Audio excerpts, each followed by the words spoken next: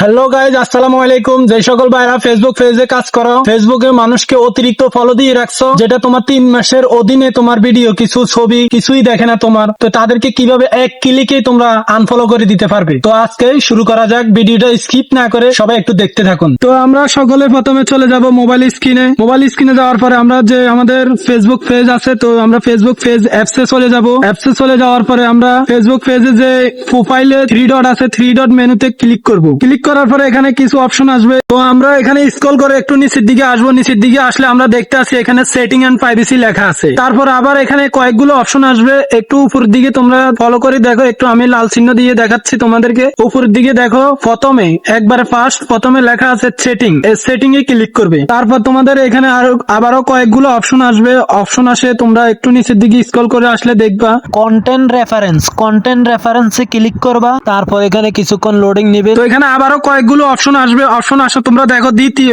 একবারে লাস্ট দ্বিতীয় নাম্বারটা আনফলো লেখা আছে, আনফলোর উপরে ক্লিক করবে। ক্লিক করার পরে অনেকগুলো অপশন আসবে। দেখো তোমরা কাকে কাকে ফলো করছো, ওদের আইডি অবশ্যই শো করবে। তোমরা দেখতে পাচ্ছ, আমি দেখাচ্ছি তোমাদেরকে স্ক্রিনের মাধ্যমে। অনেকগুলো আইডি অপশন আসবে, অনেকগুলো তোমরা আইডি যাকে যাকে ফলো দিছো তাদের আইডি আসবে, আইডি শো করবে। তোমরা যাকে ইচ্ছে তাকে মন চাও তাকে তোমরা আনফলো করে দিতে পারবে এক ক্লিকে তোমরা অনেকগুলো আনফলো করে দিতে পারবে। তো এভাবে আনফলো করে তো তোমরা যারা অতিরিক্ত ফলো দিয়ে আসো তাদেরকে এভাবে আনফলো করবে। আর যদি ভিডিওটা ভালো লাগে অবশ্যই ফেসবুক পেজ থেকে দেখলে অবশ্যই পেজটা ফলো করে সাথে থাকবে। আর যদি ইউটিউব চ্যানেল থেকে দেখো তাহলে ইউটিউব চ্যানেলটা একটু সাবস্ক্রাইব করে দিবে। তো শুরু করা যাক অন্য কোনো ভিডিওতে। ধন্যবাদ।